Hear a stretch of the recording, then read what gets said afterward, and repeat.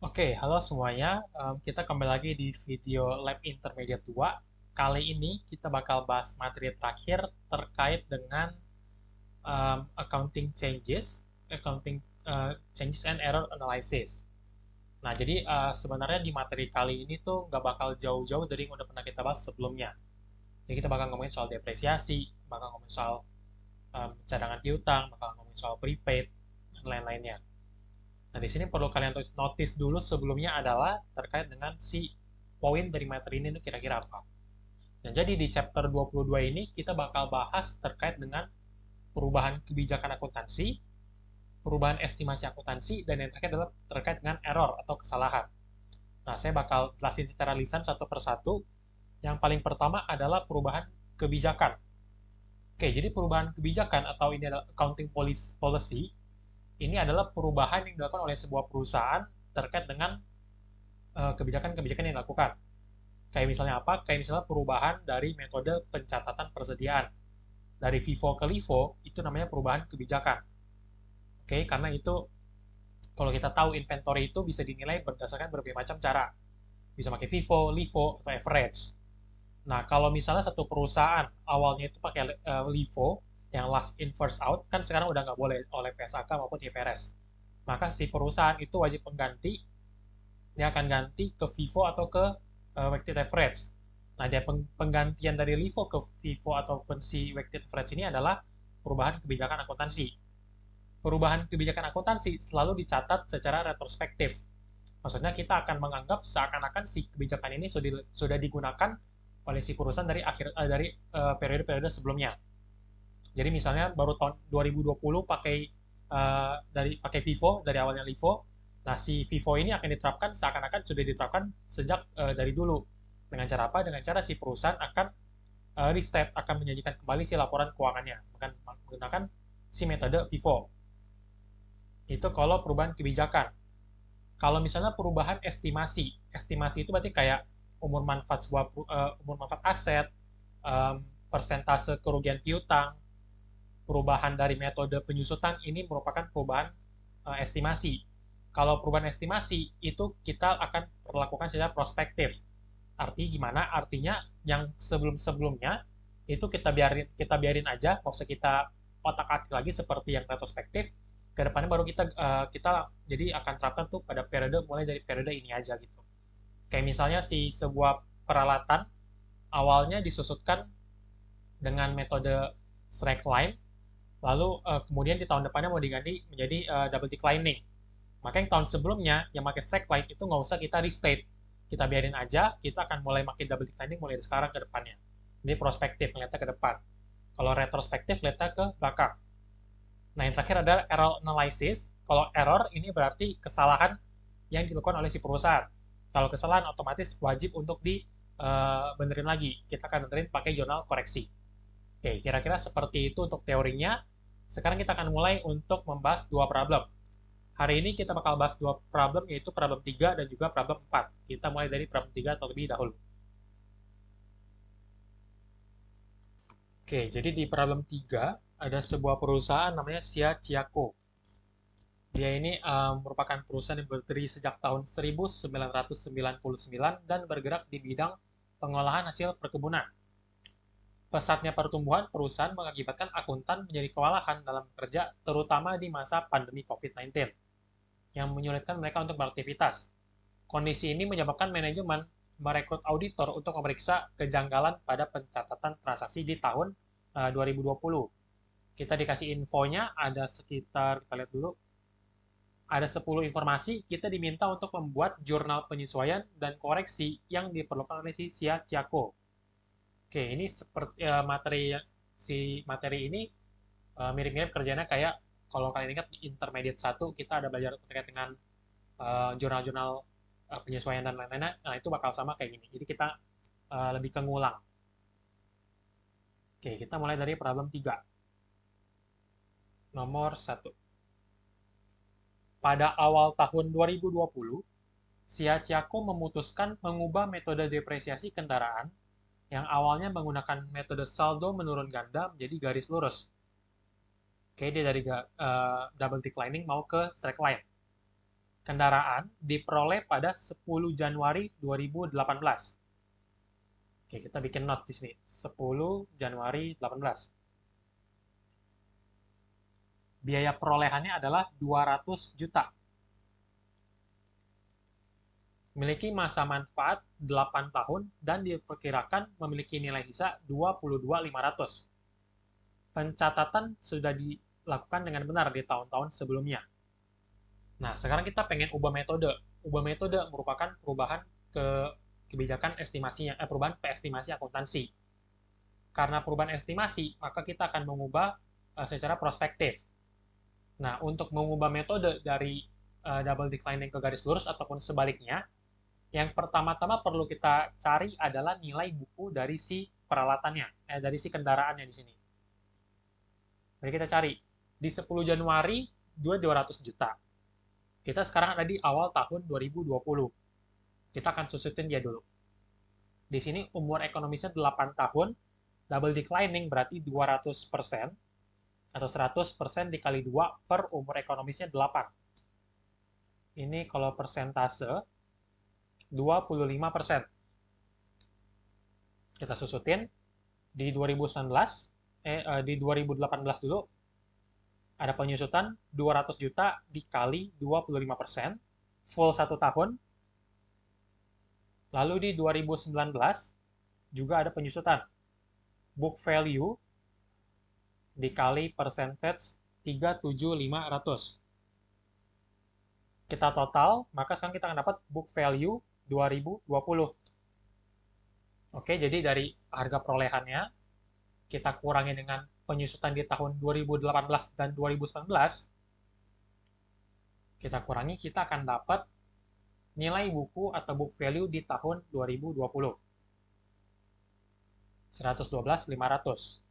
Oke, nilai sisa ini di double declining nggak dipakai. Ingat, nilai double declining itu menyusutkan itu pakai nilai bukunya. Jadi pakai book value-nya.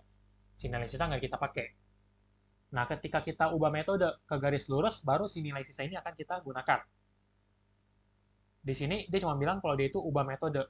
Otomatis untuk nilai sisa sama umur ekonomis itu nggak berubah. Jadi sekarang di 2020, nilai bukunya 112.500, umurnya sisa 8 tahun awalnya, udah disusutin 2 tahun berturut-turut, berarti dikurang 2, sekarang 6 umur ekonomisnya. Maka untuk depresiasinya kita bisa langsung hitung. Kita akan hitung di sini. Untuk jurnalnya dulu, berarti untuk jurnal depresiasi adalah depreciation expense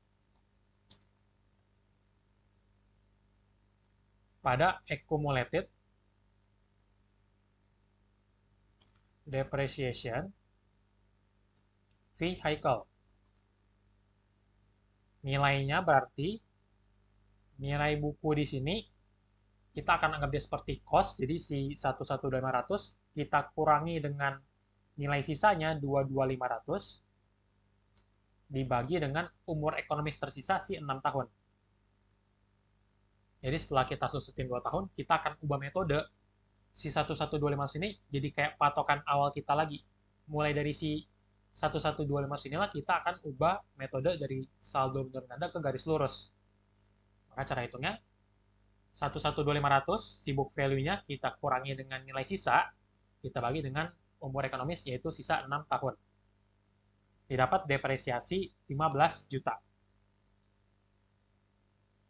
Oke, itu untuk yang pertama. Sekarang kita lanjut ke yang kedua. Saldo prepaid insurance di akhir tahun 2020 atau tahun ini adalah 20 juta. Asuransi dibayarkan oleh Siasiako pada 25 Juli 2020 untuk jangka waktu 1 tahun sebesar 30 juta. Nah, yang di sini soalnya sebenarnya agak rancu dari kalimatnya. Nah, saya asumsikan sebagai berikut. Si Siasiako itu udah mencatat nilai insurance dengan benar. Nah, arti si prepaid insurance ini waktu dibayarkan emang 30 juta. Oke, di 25 Juli 2020. Lalu pada akhir periode 2020, si saldo prepaidnya tinggal sisa 20 juta. Nah, sekarang kita mau cek kira-kira penyusutan yang dicatat oleh si si Acako itu udah benar atau belum. Karena di sini dari 30 ke 20, dia udah pernah catat berarti insurance expense pada prepaid insurance sebesar 10 juta. Sekarang kita mau lihat apakah benar penyusutannya itu sebesar 10 juta pada tahun 2020. Oke, jadi di sini kita lihat nilainya itu 30 juta, 30 juta untuk 1 tahun. Oke, di 2020 dipakai dari 25 Juli ke 31 Desember. Berarti 5 bulan. Kita kali 5 per 12. Nilai si insurance expense seharusnya adalah 12.500. Sedangkan di sini si Siaciako dari 30 juta ke 20 juta, alias baru berkurang sebesar 10 juta. Karena baru berkurang sebesar 10 juta, maka perlu kita tambahin lagi si insurance expense-nya. Insurance expense pada prepaid insurance sebesar 12.500 yang sudah kita hitung di sini, kita kurangi 10 juta. Atau 10 juta dapat dari mana? Dapat dari 30 juta pada 25 Juli dikurang 20 juta pada akhir Desember. 2.500.000. Oke, jadi ingat kita asumsikan si nilai kontrak emang 30 juta. Si Acako udah bikin adjustment, tapi adjustmentnya masih kurang. Oke, itu nomor 2. Sekarang kita ke nomor 3. Terdapat pencadangan estimasi untuk klaim garansi oleh pelanggan senilai 20 juta belum dicatat oleh akuntan. Klaim garansi belum dicatat. Maka di sini jurnalnya warranty expense. Di sini kata-katanya adalah pencadangan estimasi, bukan bukan um, bukan garansi yang sudah benar-benar dibayarkan. Karena masih estimasi, maka kita akan catat sama seperti waktu di Inter 1 adalah warranty liabilities sebesar 20 juta. Oke, jurnal simple. Kita ke nomor 4. Manajemen Siaciako memutuskan untuk menyerahkan sejumlah perlengkapan yang dimiliki kepada relawan COVID-19 senilai 5 juta. Tetapi, akuntan mencatat hal tersebut sebagai pembelian perlengkapan secara tunai. Oke, kita kalau bikin jurnal koreksi itu bisa pakai cara langsung ataupun cara satu-satu. Saya pakai dari cara yang manual dulu, yang satu-satu. Kita pertama cari dulu jurnal yang salahnya.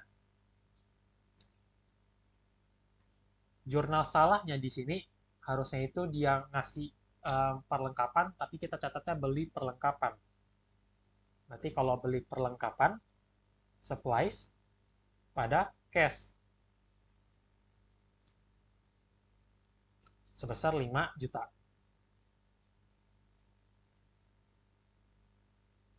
Jurnal benarnya yang seharusnya, karena ini adalah menyerahkan sejumlah perlengkapan kepada relawan, kita bisa asumsikan ini adalah sumbangan. Berarti ini adalah charity expense ataupun donation expense. Harusnya donation expense pada supplies senilai 5 juta. Maka koreksinya yang akan kita catat di sini, seharusnya itu donation expense pada supplies. Kita malah catat supplies pada cash. Oleh karena itu si cash, harusnya cash kita nggak berkurang, kita akan tambahin lagi cash-nya di debit. Cash 5 juta. Lalu donation expense belum kita catat, kita akan catat sekarang sebesar 5 juta.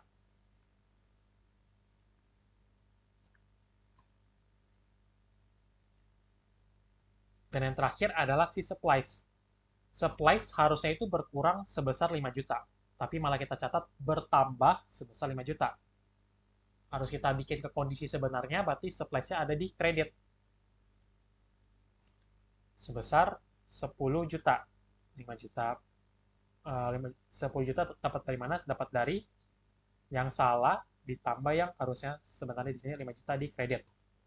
10 juta. Itu jurnal untuk nomor 4. Perlu diingat yang akan dinilai hanya jurnal koreksinya. Untuk yang nomor 1, nomor 2 ini kalau kalian nggak buat itu nggak masalah. Kita sekarang ke nomor 5. Perusahaan melakukan renovasi gedung kantor dan penggantian suku cadang mesin senilai 10 juta dan juga 15 juta. Tetapi tidak menambah masa manfaat gedung, sedangkan masa manfaat mesin bertambah 2 tahun. Kedua transaksi belum dicatat oleh perusahaan.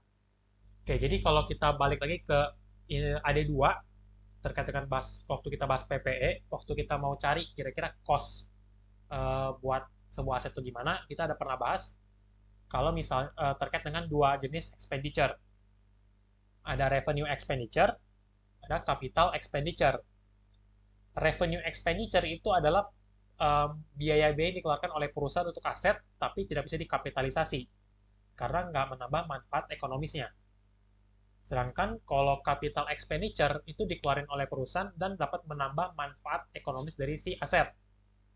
Si penambahan manfaat ekonomis ini ditandai dengan apa? Ditandai dengan bertambahnya, entah itu biasanya sih bertambahnya si umur manfaat si mesin atau si aset. Nah, di sini 10 juta yang dikeluarkan untuk gedung itu tidak menambah manfaat gedung, sedangkan 15 juta itu menambah manfaat si mesin. Sehingga untuk 10 juta akan dianggap sebagai revenue expenditure, kita akan catat sebagai beban-beban biasa. Berarti ini masuknya ke repair and maintenance expense. Langsung jurnal. Repair,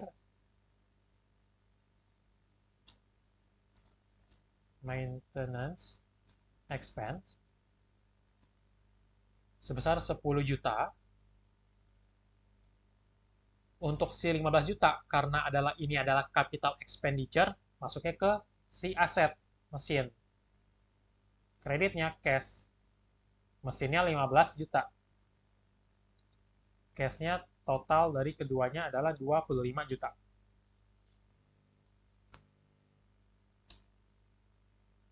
Oke, itu nomor 5. Sekarang kita ke nomor 6. Pelanggan kesulitan melunasi hutangnya karena situasi ekonomi yang lesu akibat pandemik COVID-19, sehingga Xiaxiaco memutuskan untuk meniadakan penjualan tunai. Pada awal Oktober, perusahaan melakukan penjualan dengan menerima wesel tagih senilai 30 juta bunga 5% per tahunnya. Hingga akhir tahun, akuntan belum mencatat penyesuaian atas si bunga. Oke, kalau ini berarti gampang ya, tinggal interest expense pada interest liability.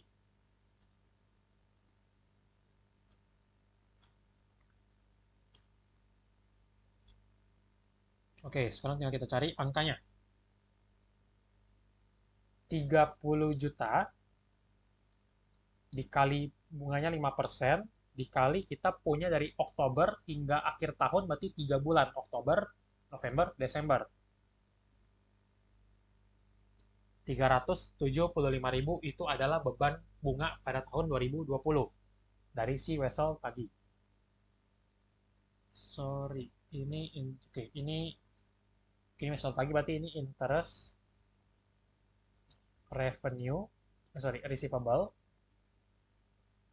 kreditnya interest revenue. Karena kita menerima bunga. Oke, kita lanjut ke nomor 7.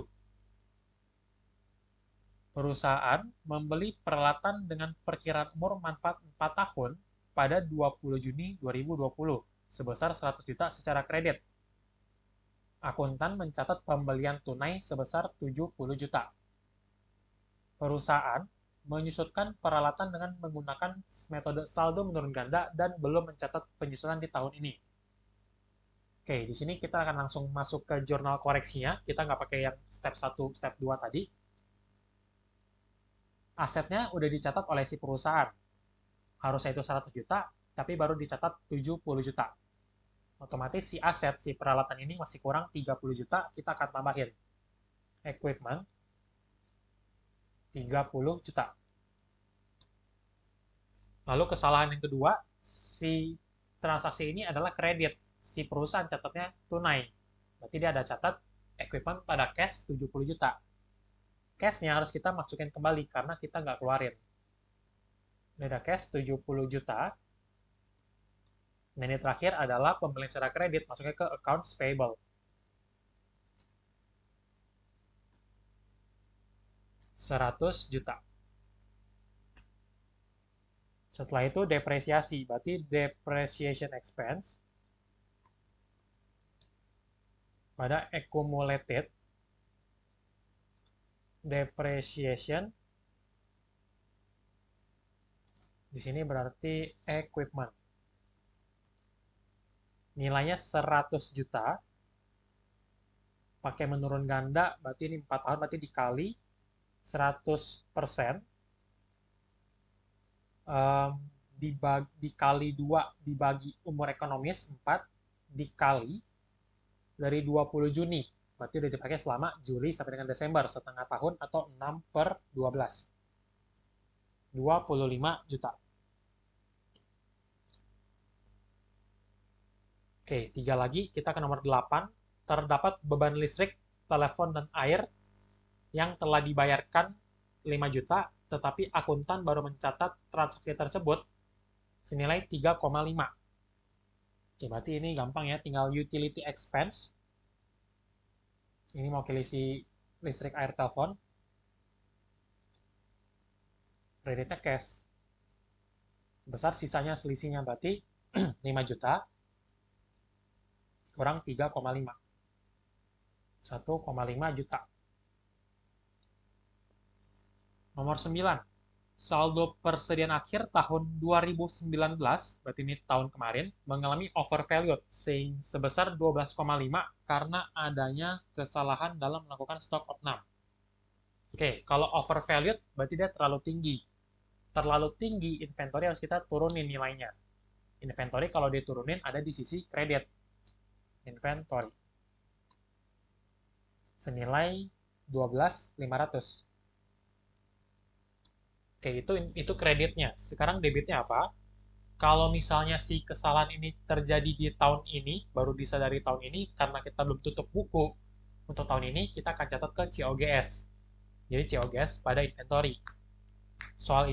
Di soal ini kita udah terjadi di tahun 2019, baru diketahui tahun ini, maka COGS karena itu adalah akun nominal atau akun sementara yang akan ditutup, penggantinya adalah masuk langsung ke retained earning atau laba ditahan. Nilainya sama. Kita ke nomor terakhir. Pandemi COVID-19 yang mengakibatkan kesulitan keuangan bagi sejumlah pihak mendorong manajemen Siacaco memberikan pelonggaran dalam pencadangan piutang tak tertagih. Pencadangan diputuskan 10% dari saldo piutang yang dimiliki. Pada akhir tahun, saldo piutang usaha 300 juta dan perusahaan punya saldo awal 7 juta. Ada penghapusan di tahun 2020 senilai 10 juta yang dicatat dengan benar. Akuntan hanya belum mencatat pencadangan piutang tak tertagih. Oke, berarti kita butuh account di sini. Awalnya, si perusahaan punya saldo AFDA itu 7 juta. Dihapuskan 10 juta. Sekarang saldonya berarti ada 3 juta di debit. Oke, dari 7 juta yang dikredit, kita akan catat BDE pada AFDA, lalu dihapuskan berarti AFDA pada AR. AFDA di debit 10 juta. Karena saldo kita itu lebih kecil, maka sekarang saldo normal si AFDA ada di sisi debit. Nah, di akhir tahun, di sini dikatakan kalau si nilai AFDA-nya adalah 10% dari si 300 juta. Atau si nilai piutangnya. 30 juta. Nah, awal dari 3 juta ke 30 juta dari 3 juta debit ke 30 juta kredit, maka caranya perlu kita tambahin di sisi kredit sebesar 33 juta. Oke, dari 3 debit ke 33 kredit, dia akan ada di saldo 30 kredit. Jurnalnya berarti bad debt expense allowance for doubtful account. senilai 33 juta. Oke, itu adalah 10 jurnal di problem 3. Sekarang kita akan lanjut ke problem 4. Oke, sekarang kita masuk ke problem 4. Kita adalah Olaf sebagai akuntan PT Disney sedang menyusun laporan keuangan per 31 Desember 2020. Belum ada proses tutup buku. Ada hal-hal sebagai berikut, kita lihat. Kita diminta untuk membuat jurnal penyesuaian dan koreksi yang diperlukan selama tahun 2020, sama seperti sebelumnya. Kita ke soal pertama. Penerimaan piutang sebesar 12 juta didapatkan dari PT Maiki yang akun piutangnya telah dihapus tahun lalu. Sampai akhir tahun berjalan belum ada pencatatan terkait dengan transaksi nomor 1 ini. Berarti ini kayak pencatatan biasa. Kalau kita udah menghapus piutang dan kita menerima kembali, maka ada 2 jurnal yang perlu kita buat. Yang pertama adalah pengembalian saldo dari si piutang ini. Kita akan catat accounts receivable, kita tambahin lagi, kreditnya adalah allowance for doubtful account. Jadi jurnal penghapusan piutang sebelumnya akan kita reverse. 12 juta. Setelah itu baru kita catat penghapusannya, pelunasannya. Berarti cash, accounts, receivable. Kita copy aja. Senilai 12 juta. Sekarang nomor 2. Perusahaan membeli gedung pada 1 Januari 2016. Harganya 88 juta, nilai sisa 6 juta, umur manfaat 20 tahun. Gedung didepresiasi dengan menggunakan double declining method sampai tahun 2019. 1 Januari 2020, perusahaan mengubah metode penyusutan jadi garis lurus. Oke, sekarang kita catat dulu. 1 Januari 16,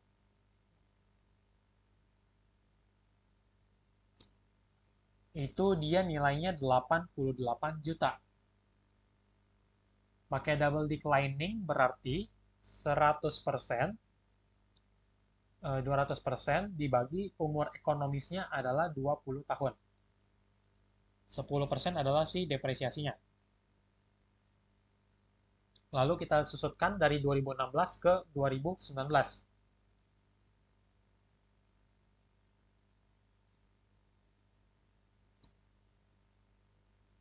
Di 2016, berarti 88 juta dikali 10%. Di 2017, 88 dikurang 8,8 dapat book value kali 10 dikali 10%. 10%.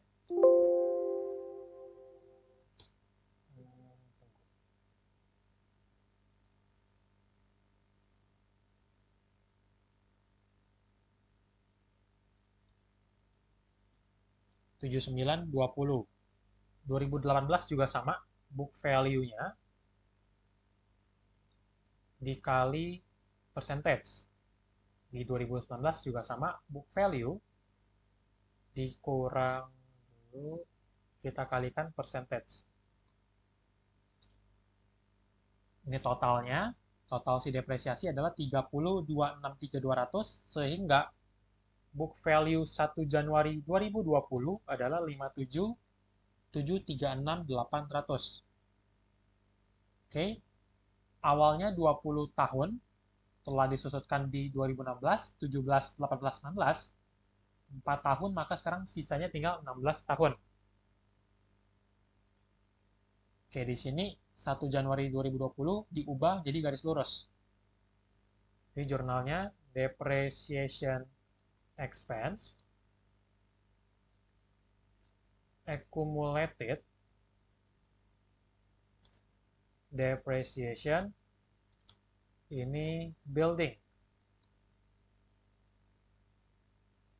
Jadi tinggal kita hitung 57 ini kita selisihkan dengan 6 juta. Kita bagi 16.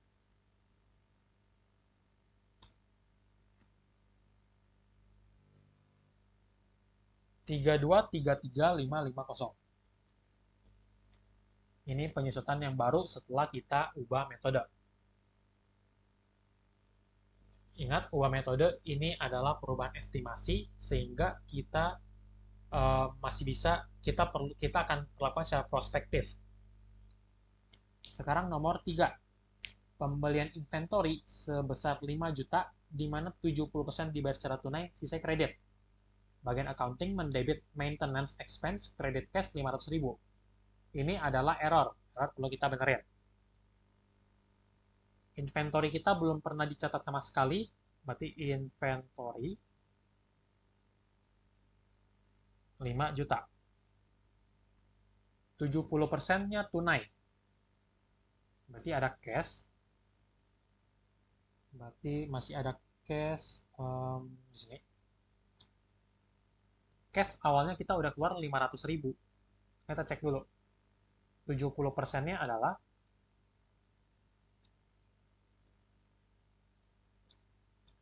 70% 3,5. Kita udah pernah keluar 500.000, berarti sekarang tinggal kita keluarin lagi sebesar 3 juta. Maintenance expense, karena maintenance expense ini adalah kesalahan, seharusnya nggak kita catat, maka akan kita kreditin balik 500.000. Sisanya adalah accounts payable. Dari mana accounts payable ini? Si accounts payable akan berasal dari 30% yang dibayarkan secara kredit.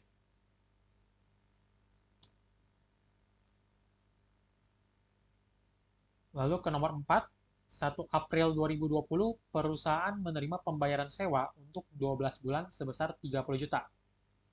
Bagian akuntansi belum mencatat unearned revenue dengan pendekatan neraca maupun laba rugi. Akuntan akhirnya memutuskan menggunakan pendekatan neraca.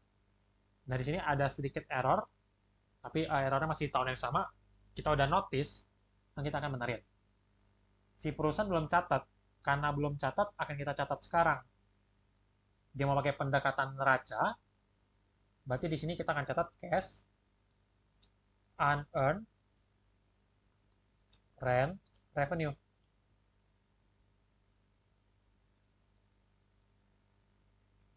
Sebesar 30 juta.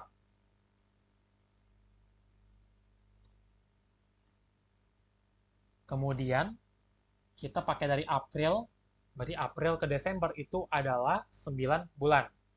April, Mei, Juni, Juli, Agustus, September, Oktober, November, Desember, 9 bulan. Berarti sekarang tinggal kita akui si 9 bulan ini. Jurnalnya unearned rent revenue pada rent revenue. Akan kita akui si 9 bulan. 30 juta dibagi 12 kali 9. Unearned rent revenue pada rent revenue sebesar 22.500. Oke, sekarang ke nomor 5. Perusahaan mengubah metode estimasi penyisihan piutang dari 3% of sales menjadi 5% of receivable pada awal 2020. Akuntan masih mencatat menggunakan metode percentage of sales di akhir tahun 2020. Oke, berarti ini error. Kita biar lebih gampang, kita pakai step. Salahnya dulu. Salahnya berarti di sini sales tahun 2020 700 juta. Berarti kita akan catat BDE, okay, bad debt expense pada AFDA, dicatat oleh si perusahaan sebesar 700 juta dikali 3%, 21 juta. Yang benar seharusnya di sini tetap BDE pada AFDA. Oke, selamat tahun 2020 sampai utang. Oke. Kita ada saldo awal, kita perlu bikin T account juga. Di sini.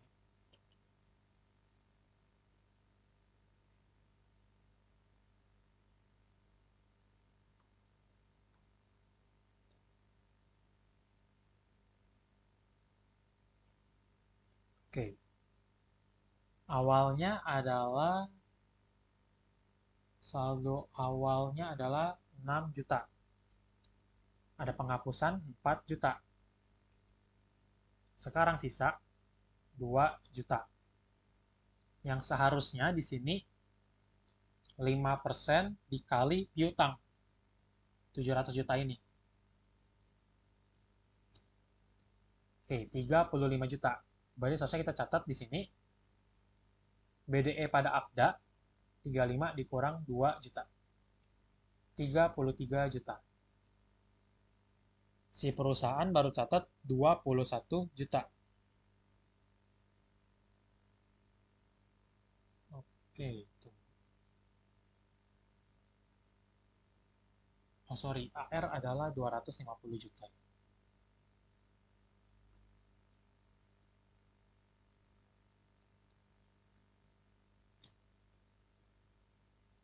Hmm, 12,5. Oke. Harusnya 12,5. Berarti sini kita catat BDE pada AFDA 10.500. Dapat dari mana 10.500? Kita ada saldo awal 2 juta, di akhir harus 12,5. Kita udah catat 10.500. Yang salah adalah 21 juta. Oleh karena itu sekarang si allowance-nya dicatat terlalu besar. Kita perlu kembalikan, maka kita akan catat si allowance di sisi debit.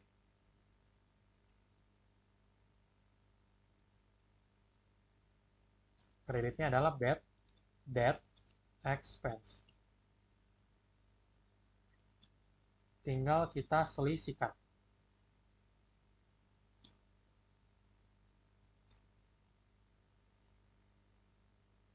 Oke, sekarang ke nomor 6. Perusahaan memiliki franchise dengan jangka waktu 8 tahun, diterima awal 2015, kosnya 80 juta. Tahun 2020, akuntan telah menyusulkan franchise dengan mendebitkan defer expense dan mengkredit paten. Nah, di sini kan kita tahu kalau franchise itu jurnal amortisasi pada si franchise. Si perusahaan ternyata depre pada paten, atau patennya dari mana. Nah, di sini adalah error, kita perlu benerin. Karena paten itu nggak didepresiasi, karena paten ini nggak diamortisasi, karena si perusahaan itu harusnya amortisasi franchise, paten akan kita tambahkan kembali. Lalu ada amortization expense. Ini yang sebenarnya.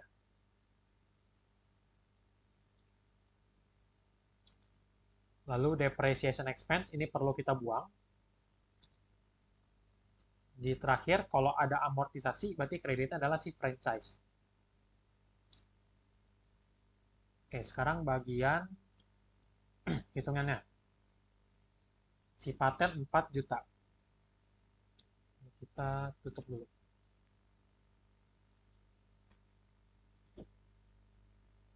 Setelah itu, kita akan hitung amortisasinya. Cost-nya 80 juta. 8 tahun. Berarti 10 juta. Oke, ingat di sini dia bilangnya cost-nya itu 80 juta pada awal 2015. Kalau di soal bilangnya itu pada awal 2020, book value-nya 80 juta, nah berarti itu kita perlu cari dulu nilai full-nya. Karena kalau misalnya kita hitung, kita bisa salah hitung waktu bikin si jurnalnya. Jadi perlu dinotis mana yang cost, mana yang book value. Kalau book value itu perlu kita bikin dulu jadi cost, baru kita catat amortisasi kayak biasa. Oke, nomor 7. Untuk mengembangkan usahanya, perusahaan minjam uang ke bank di 16 Desember 2020. Berarti interest expense pada interest liability.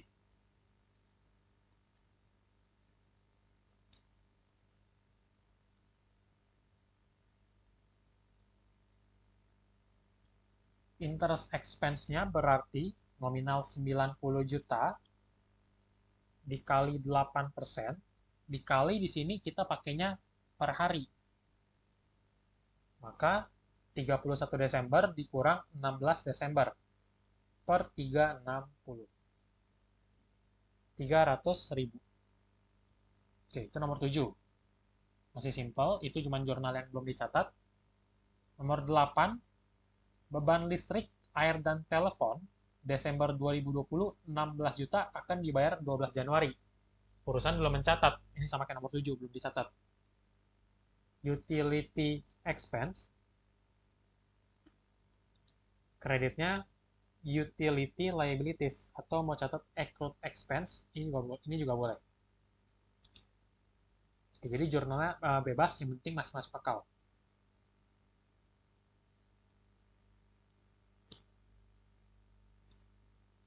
Nomor 9. 1 Agustus 2019 ada pembayaran asuransi untuk gedung kantor selama 2 tahun. Periode mulai dari 1 Agustus 19 sampai dengan 31 Juli 2021. Ingat kita ada di 2020 sekarang. Nilainya 48 juta. Perusahaan melakukan kesalahan dengan mencatat seluruh beban tersebut sebagai insurance expense di tahun 2019.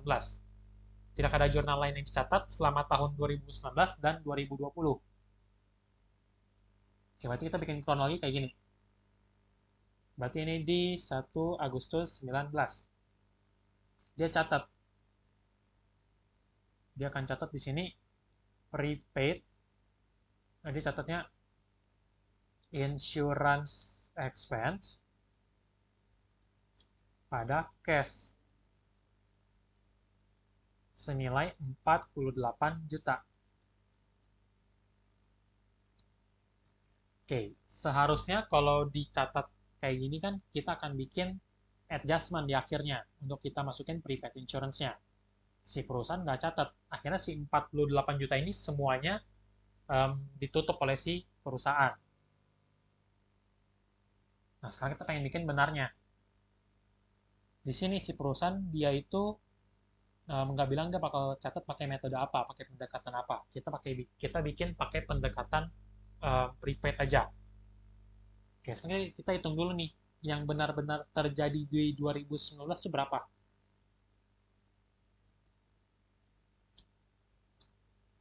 Berarti 48 juta untuk 2 tahun dikali si insurance itu dipakai dari Agustus 2019, berarti 5 bulan. 5 per 12. Di 2019 harusnya itu cuma 10 juta yang dicatat sebagai beban. Si perusahaan catatnya 48 juta. Berarti seharusnya saldo awal 2020 itu 48 dikurang 10. Masih ada 38 juta seharusnya. Nah, ini mau kita koreksi, maka kan kita akan timbulin prepaid insurance sebesar 38 juta ini yang seharusnya masih ada. Kreditnya adalah retained earnings. Kenapa retained earnings? Karena si perusahaan itu membebankan terlalu besar di periode kemarin, sehingga labanya turun. Sekarang mau kita koreksi, labanya akan naik. Naiknya lewat si RE di sisi kredit, 38 juta. Setelah kita catat si prepaid 38 juta ini, baru kita catat um, kita bakal catat si insurance yang udah terjadi di tahun 2020. Insurance expense pada prepaid insurance 48 juta dibagi 2 tahun dikali di 2020 kita pakai full 12 bulan. Oke, atau kalian mau hitung dengan cara 38 juta, 38 ini untuk berapa lama? Kita hitung untuk 24 bulan dikurang 5 bulan yang udah terjadi di 2019. Berarti tinggal 19 kita kali 12 bulan di tahun 2020. Angkanya tetap 24 juta. Jadi bebas mau hitung yang mana, yang penting angkanya nanti benar.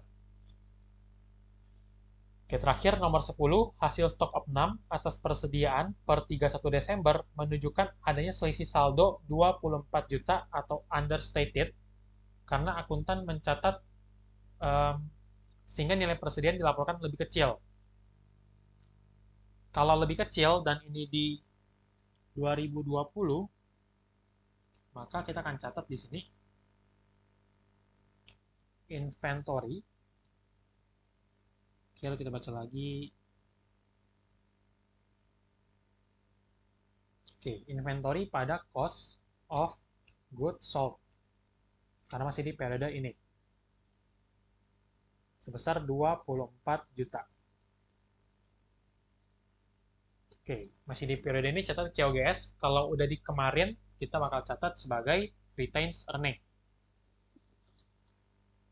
Oke, berarti untuk problem 3, problem 4 udah selesai kita bahas. Jurnal-jurnalnya seperti yang saya bilang tadi, sama kayak awal-awal kita belajar AB atau belajar inter, cuma ngulang-ngulang doang. Berarti untuk materi kita sekian. Untuk materi di inter 2 juga ada sekian. Ini adalah materi terakhir. Selanjutnya kalian akan ikut UAS, ambil KS, lalu masuk ke Advance 2. Semoga ke depannya. Oke, terima kasih atas perhatiannya selama 1 semester ini. Sorry kalau ada kekurangan-kekurangan dalam mengajar. Good luck buat UASnya. Thank you semuanya.